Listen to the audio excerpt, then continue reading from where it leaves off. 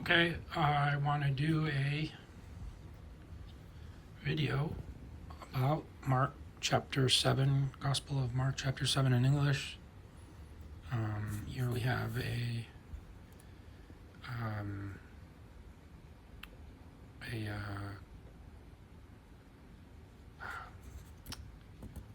whatever those things are called, bookmark, and from Manzanita, Oregon, where there is supposedly a Spanish shipwreck full of gold on its way from Southeast Asia and sunk there. And now, when the Pharisees gathered to him with some of the scribes who had come from Jerusalem, they saw that some of the disciples ate with hands that were defiled, that is, unwashed. Okay, before we go on, this is an interlinear Bible. It's what I had before in Spanish, but it's a different website. This is Bible Hub. It has the English. Biblia Todo is the Spanish option. And so you can tell that here there's a different order. The words are ordered different. This is the original Greek. And are gathered to him the Pharisees and some of the scribes, having come from Jerusalem. And they had seen some of the disciples of him that with defiled hands, that is, unwashed, are eating the bread. So, a little different order, so you get different ideas. And we have, for the Pharisees and all the Jews did not eat unless they washed their hands, holding to the tradition of the elders. Now, verses like these make it seem like, Jesus and his disciples were not Jewish. There are many people who think that way in the Christian community, and I think that's problematic because Jesus was raised in Judea, the central temple where the synagogues and all the things that he went to were all in Judea.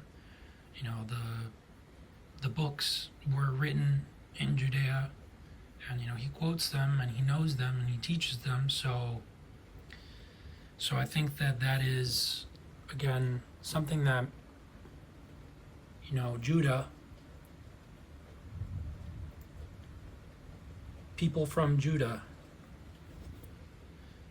it's a place that was named after a person from the Bible. And when they come from the marketplace, they do not eat unless they wash. And there are many other traditions that they observe, such as the washing of cups and pots and copper vessels and dining couches. And the Pharisees and the scribes asked him, "Why do your disciples not walk according to the tradition of the elders, but eat with defiled hands?" And he said to them, "Well did Isaiah prophesy of you hypocrites, as it is written, 'This people honors me with their lips, but their heart is far from me. In vain they worship me, teaching as doctrines of the commandments of men. You leave the commandment of God and hold to the tradition of men." And he said to them, "You have a fine way of rejecting the commandment of God in order to establish your tradition. For Moses said, 'Honor your father and your mother,' and whoever reviles father or mother must surely die. You who say, 'A man tells his father or his mother, whatever you would have gained from me is korban,' that is, given to God, then you no longer permit him to do anything for his father or his mother, thus making void the word of God by your tradition that you have handed out, and many such things you do." So to be honest, I didn't really understand what that meant. I think it's important, though, to remember what I was talking about in Spanish in the other parts of this book, the book of Mark, the Gospel of Mark, is that Jesus is, for example, in there's a verse before here where there was someone that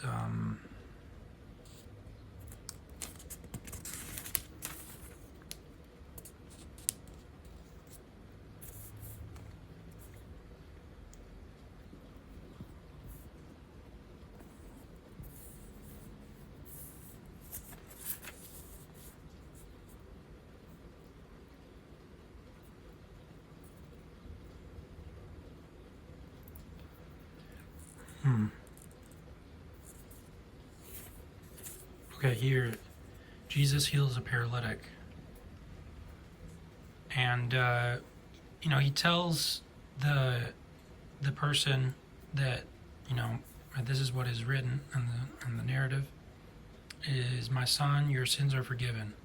And then the scribes are sitting there questioning in their hearts, "Why does this man speak like that? He's blaspheming. Who can forgive sins but God alone?" And so then he goes on to say, his rebuttal, and then the paralytic gets up, and so everyone's amazed. And I had shown a verse in the Hebrew Bible that said, a soothing tongue is a tree of life. And so from my perspective, this is just an observation of our human nature, of the way things in this world work. And it's also important to the big ideas of these texts. And it could have been what Jesus was doing at that time, in essence.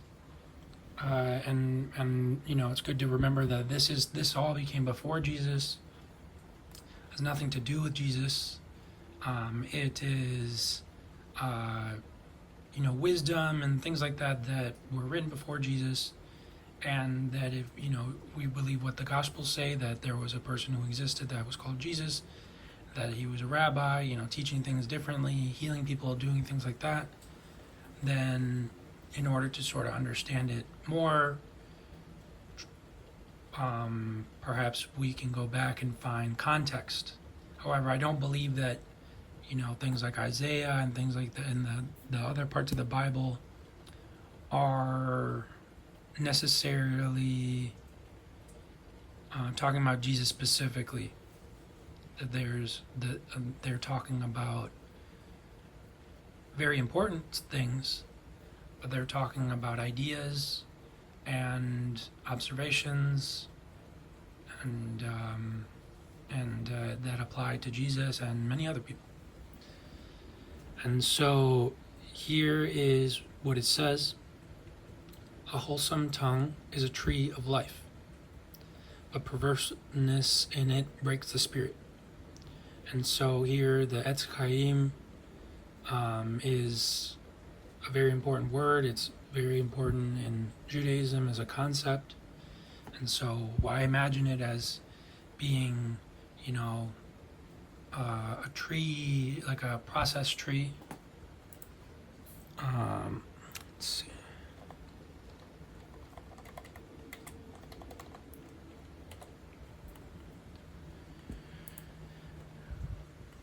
The Hebrew people, they saw nature, they observed nature, and they saw how the branches of a tree unfold. Unfortunately, all the pictures of trees here are being cut down, signs of the times. But well, they're processing a tree, so I guess that's why it showed up. But yeah, this is the nice photo. And so you see every branch of a tree is perhaps a future for us. And so it's life. Just like you would, as us, anyone, using just like that, things lead to the next. And so, it seems like Jesus here said something that was soothing that person. And the traditional people, they had a more literal approach to it.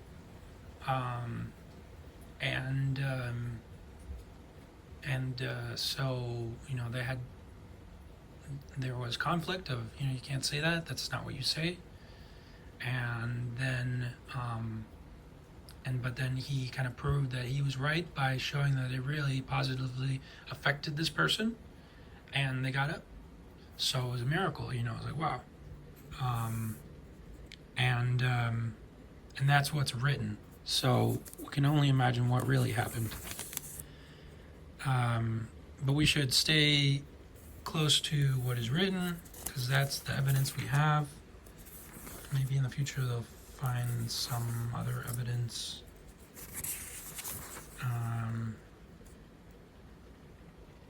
And so that's the way I interpret things like this. So there's conflict between authorities that have a particular way of doing things, a way that might not is not bad necessarily. It seems like eating with your hands clean is, we mostly do that or teach that. And so, but it seems that maybe he was hanging out with people that were not, that maybe they were going through things, or, to be honest, I don't know. So, and he called the people to him again and said, "Hear me, all of you, and understand. There's nothing outside a person that by going into him can defile him, but the things that come out of a person are what defile him." I think that's the sort of, this gets separated by a section here, but it seems that this is still part of what's being read. Same topic. And when he had entered the house and left the people, his disciples asked him about the parable, and he said, "Then are you also without understanding? Do you not see that whatever goes into a person from outside cannot defile him, since it enters not in his heart, but his stomach, and is expelled?" Thus he declared all foods clean, and said, "What comes out of a person is what defiles him. For from within, out of the heart of man, come evil thoughts, sexual immorality, theft, murder, adultery, coveting, wickedness, deceit, sensuality, envy, slander, pride, foolishness. All these evil things come from within, and they defile a person." So let's see. That one looks interesting. All foods clean, because I've heard some people. There's a rabbi who's Christian, or he believes in Jesus, but he doesn't see himself as Christian, as Jewish, and he teaches that isn't true, that all foods aren't clean. And so now I see something that contradicts what I've heard before, and so I want to go study it and try to understand a little bit more to figure out whether the contradictions make sense, where do they come from. And so I go to 19.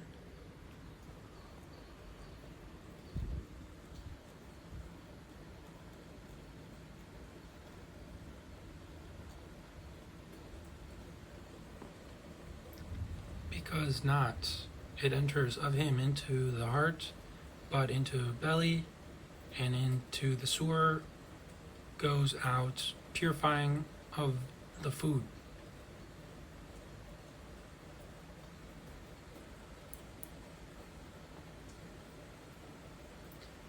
purifying all the food. So question mark, and then purifying all the food. So here we have an instance perhaps where it is contradicting maybe the notion that all foods are not pure.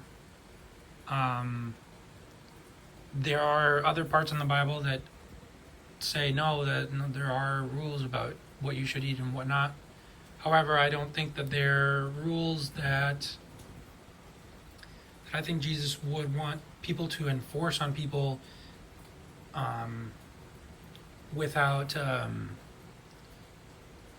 without kindness, without compassion, and I think that's kind of really what the conflict is here. Is there people are, they're telling people what to do, and without. So then he had a different perspective, and the reason why I said that is because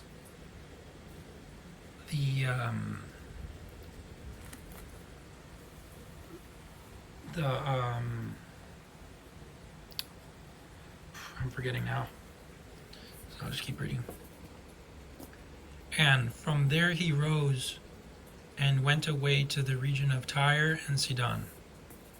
And he entered a house and did not want anyone to know, yet he could not be hidden.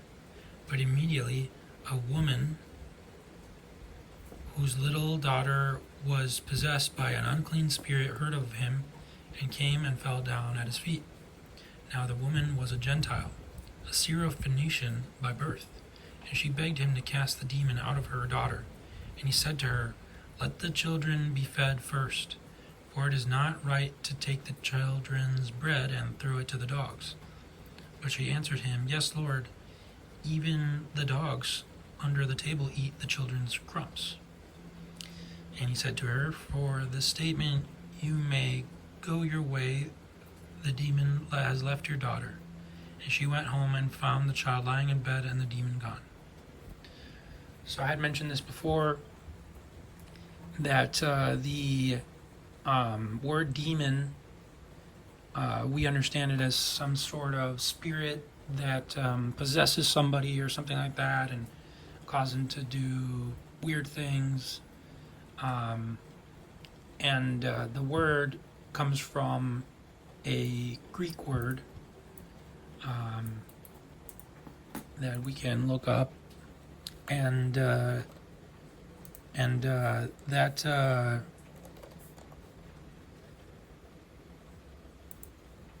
word comes from a divinity, a lower divinity. And so in the Greek world, that is, it is a divinity of the results kind of changed from last time, but basically it's a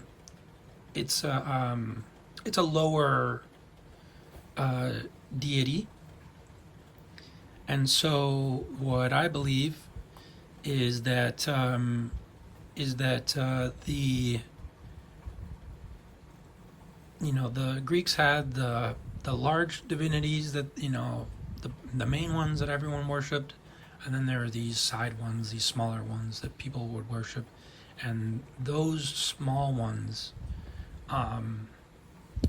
would people would do strange things, and they would act different from all the other people, it's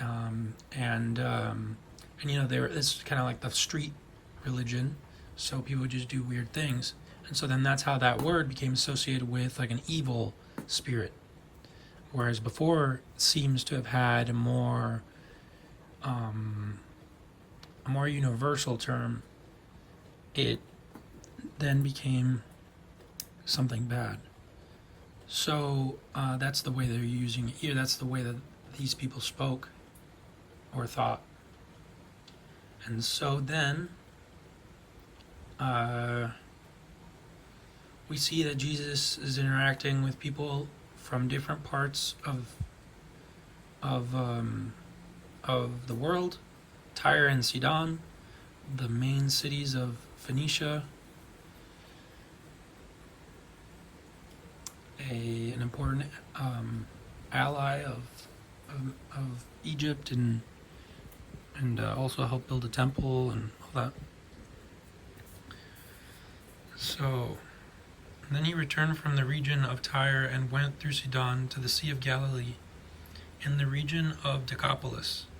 And they brought to him a man who was deaf and had a speech impediment, and they begged him to lay his hand on him. And taking him aside from the crowd privately, he put his fingers into his ears, and after spitting, touched his tongue. And looking up to heaven, he sighed and said, Ephphatha, that is, be opened. And his ears were opened, and his tongue was released, and he spoke plainly. And Jesus charged them to tell no one. But more he charged them, the more zealously they proclaimed it. And they were astonished beyond measure, saying, He has done all things well. He even makes the deaf hear and the mute speak. So this is an interesting thing that reminds me of something somebody told me, is that there are all these different tricks that Jesus does when healing people. I think there was something, one that they put mud over somebody's eyes and they healed. To be honest, when I read this stuff, I don't know if I believe all the miracles. But I think that it's an important part of the story because at the very beginning of this book, they talk about how many people were following Jesus and how he had to get onto a boat because so many people were following him. And it all happened after he came back from the wilderness and began preaching. And he just preached in a different way, and he and was healing people. And so people started following and they started going crazy. So we know that, it was a popular movement. And for that reason, there was a lot being said. And so it's hard to discern which of the miracles are true and which of them are just hearsay, because all we have is the text. And these books, they're religious books, so there's an authority behind them. People consider them the Word of God. And so that is something that makes it hard to be able to question and try to, reason something because people don't want to reason it. And because it means so much to them. And so, regardless, there's a lot of interesting things, and I do believe that he did heal miraculously. I've seen miracles happen. I just don't know which one of these are real and which of them are just hearsay. And the type of miracles I've seen happen are things happening at the same time, like coinciding, things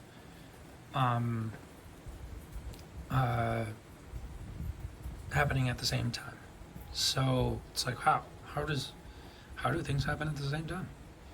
Even if our perception is limited and, it's technically not at the same time, milliseconds or, whatever. How can you account for the frequency of those events?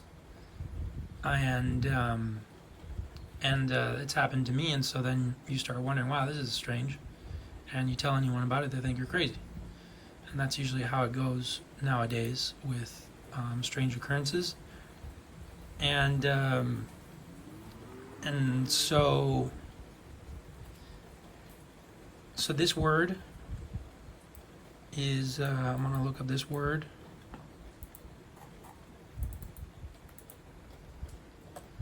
Sometimes there's words that are Greek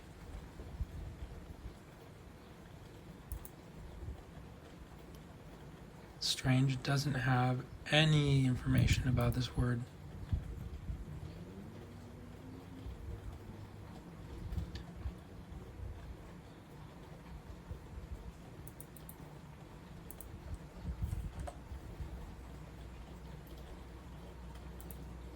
Okay, there we go.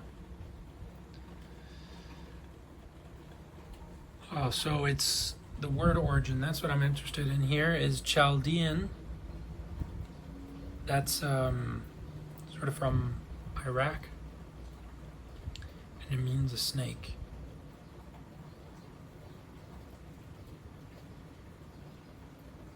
So you can kind of see it.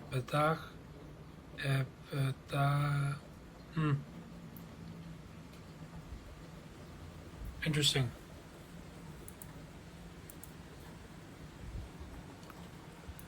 So yeah. So we see that this there are words in here that aren't Greek and that they're from some origin of the region, and that goes in line with what the believers of these texts believe is that the people that were with Jesus, they either wrote these books or wrote something that then later contributed to the writing of these books, and that Jesus and his disciples, they spent a lot of time together, so they knew all these stories. These cultures did that very well, holding on to information. What I believe personally is that these books were written much afterwards. That's what the evidence shows, and that they must have had some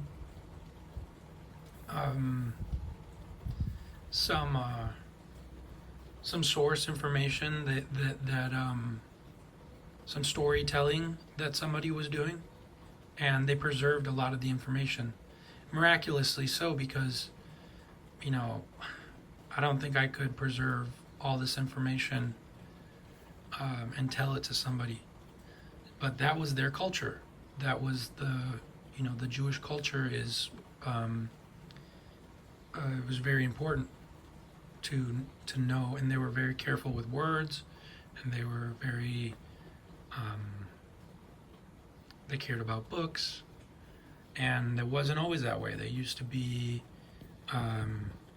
warriors, and they used to be enslaved by the Egyptians, and the Egyptians were they were conquering their territory, so and they were trading metal for weapons, and there was a lot of mines in the Sinai and in Arabia and all over the parts of the world where these type of people lived, and there were their ancestors.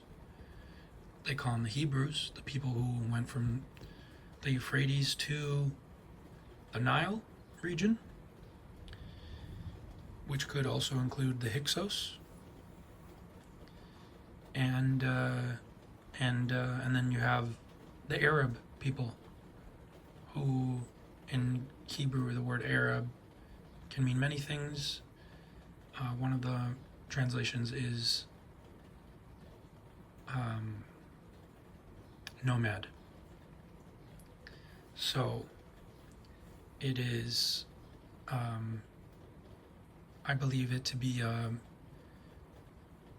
important that the timing of the Quran happened when it did, because I think if it had been before Jesus' time, it would have been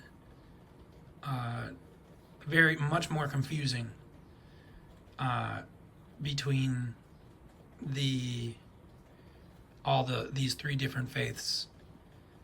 But since there is a lot in the Quran, which we find in the Gospels, to me it's a sign that the Quran is something that's important, that's from this region of the world, told by a different group of people, told at a different time, yet even though it's after Jesus, has information much older than Jesus, with level of detail in some cases that isn't found in the older scriptures that of Hebrew. So all these books have a lot of information. They teach things, and and a lot of times people will take one verse and say, "Look at what this verse says," and they'll extrapolate this huge meaning just from one verse, and that's problematic because the way that these people thought back then, the scribes at least, the religious scribes and all these rabbis and everything, they looked at things more longer, like they looked at it longer. They were smarter, and they didn't drink soda when they were a kid like me, and drink sugar and have all these problems. But their mind was different, and so you'll see that a lot when you're listening to rabbis, Jewish rabbis, talk about the scriptures, or see anyone teach the older scriptures like the Torah, because it is, things are connected in a very different way, because it was written in a scroll, whereas this was written in book form. So you can tell sometimes by the way things end, oh, this is where the page ended, or this is where different things. There's artifacts of the scribes. And so, like I said before in the Spanish video, I believe that these works were written by that this text was written by people, humans called scribes, right? We're talking about scribes, grammateon, and you can see this word appear all over the Bible, and Jesus was questioning them. Jesus was, because he had extracted the big idea, the concept, and they were enforcing them, and he was challenging them and saying, no, that's not right, and he had his reasons, and he was helping people too and doing all these things, and so I believe that all of these books, even the older scriptures that were written in Hebrew, were all written by scribes. In fact, I believe that the Torah itself, the first written Torah, I believe that was written by women. I'm not entirely sure about that, but I do think that it is, and I have some evidence or some things to back it up. And since time is of the essence, why not do that now? So Genesis, we've been reading Genesis, and something that people say is that Genesis is, it's at the beginning, and it's a big problem, I think, sometimes because, people say, 7 days, that's not scientific. Some other people have a different interpretation. They say 7 time periods, because this word yom can mean a time period, like just a space of time. That's how they interpreted the day. And because technically the day, as we conceive it as a calendar day of, this is Tuesday, this is Wednesday, starts at night, not when the sun rises. So what we think of as a day is different than what they thought of as a day. That everything is different because it's a different society. It's a different. So a lot of these things have lost their original context. You have different words in here. For example, the word God here is plural,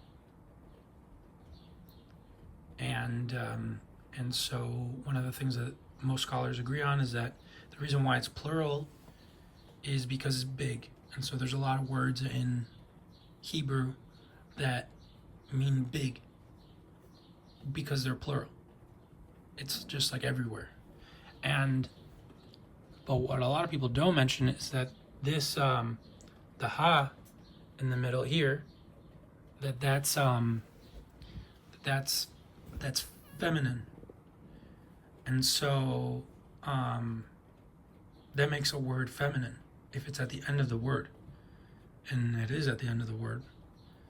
It just has another suffix after it.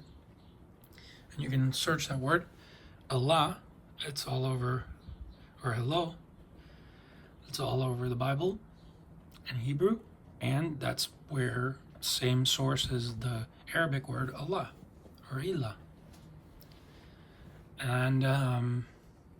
And so then I was told by somebody from Tel Aviv, a Hebrew coder, a Jewish coder from Tel Aviv with ancestors from Iran and elsewhere, and he taught me that this word El can have different meanings.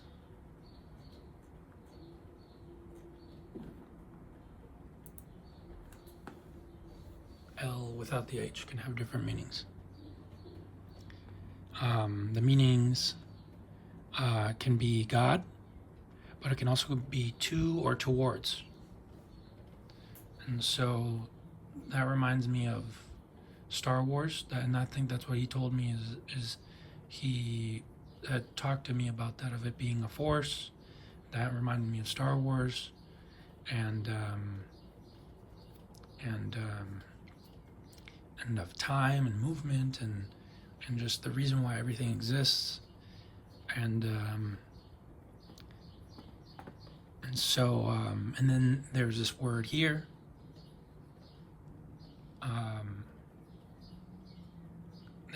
They say Yahweh. Traditionally, it's not supposed to be pronounced. It usually doesn't have vowels. The vowels that are under here are for the word Adonai, which means Lord. And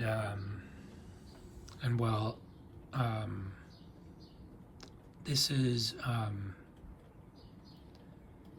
this word here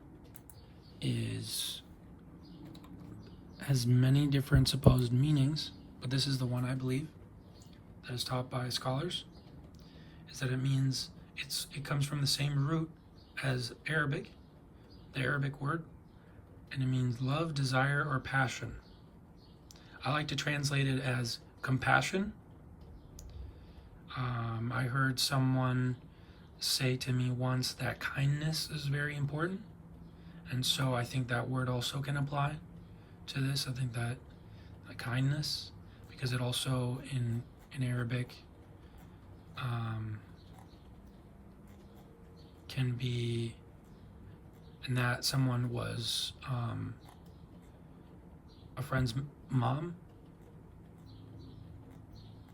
and who is the reason why I know, my friend is the reason why I know stuff about Hebrew at all, because I was raised Catholic. I'm not Jewish. And so here's the Arabic word hui, or hua, meaning love, affection, passion, desire. So affection, compassion, kindness, these are all words that can sort of describe the same thing. So I gotta go now, but I hope you find all the other patterns and learn about Abraham and Sarah. Peace.